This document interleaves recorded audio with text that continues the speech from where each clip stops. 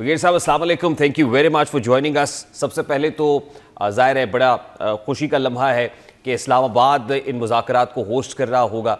Islamabad bridge builder का role play कर रहा है और पाकिस्तान का जहाँ सिक्योरिटी डोमेन के अंदर हमने बहुत अच्छा रोल देखा, वहीं डिप्लोमेटिक डोमेन में भी पाकिस्तान का रोल मुसल्लमा हो गया है। How do you see this? और इन मुज़ाकरात पर लगे जो क्वेश्चन मार्क्स हैं, आपको क्या लगता है किस हद तक कब सिचुएशन फेवर में हुई है दोनों फरीकैन की?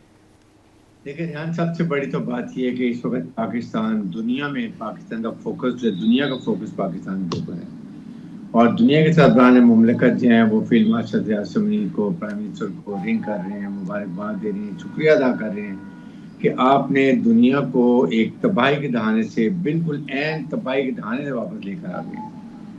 और ये एक बड़ा कैटास्ट्रॉफिक होता है, इसमें इकोनॉमिक क्राइसिस थे, उसके बाद एनर्जी क्राइसिस आपके सामने चल रहे थे और दुनिया ना उम्मीद हो गई थी, बिल्कुल 3-4 घंटे रह गए थे जिसे प्राइम मिनिस्टर ने ट्वीट किया और उसके बाद दोनों पार्टियों ने इसको एक्सेप्ट किया। बेसिक की वजह थी कि फील्ड मार्शल थे यासिर मुनीर, प्रेसिडेंट ट्रम्प और वाइस प्रेसिडेंट जेडी वांस और ईरानी एडमिनिस्ट्रेशन 3 रातों से कांटेक्ट में थे, थ्रू आउट यूर वेक, और बार बार यही बात कर रहे थे, US telling making them understand कि कूल डाउन, ये मुज़ाकरात से ही हल होगा, बैठते हैं, तैयार थे। फिर दोनों को समझाया।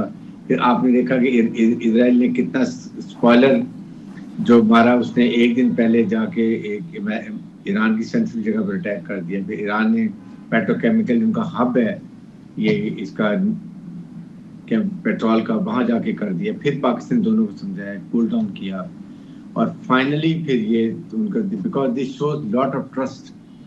अमेरिका पाकिस्तान में ट्रस्ट कर रहा है, ईरान ट्रस्ट कर रहा है, ये सबसे बड़ी बात है। और ये स्टार्ट बेसिकली, प्लीज रिमेंबर, मार्के हक के बाद, वो मार्के हक नंबर 1 था जिसमें पाकिस्तान ने उनको बैटलफील्ड में बुरी तरह शिकस्त दी, और अब मार्के हक 2 में पाकिस्तान ने इंडिया को पीस में, अमन में, दुनिया के अमन के एज ए साल के किरदार करके दोबारा डिफीट किया। I mean this is a big credit to Pakistan. Honestly I feel पाकिस्तानियों के लिए बहुत ही एक फख्र का मुकाम है। और अब उम्मीद ये है कि, मुझे तो यकीन है कि ये इस्लामाबाद अकॉर्ड जब साइन होगा, ये याद रखा जाएगा, everybody will remember it, Islamabad accord. तो मेरे ख्याल में ये भी एक बड़ी अच्छी बात है। और देखिए इरिटेंट काफ़ी हद तक रिमूव हो चुके हैं। ईरान बेसिकली उसकी 2-3 रिक्वायरमेंट्स हैं। नंबर 1 है कि आइंदा के लिए हमारे ऊपर कोई अटैक नहीं होगा अमेरिका का इजराइल को, ये हमें गारंटी चाहिए। वो आई एम श्योर जिस मुल्क को ईरान कहेगा वो गारंटी दे देगा। न्यूक्लियर एसेट से वो पहले ही एग्री कर गया जी कि मैं यूरेनियम को रिस्पेक्ट नहीं करूंगा।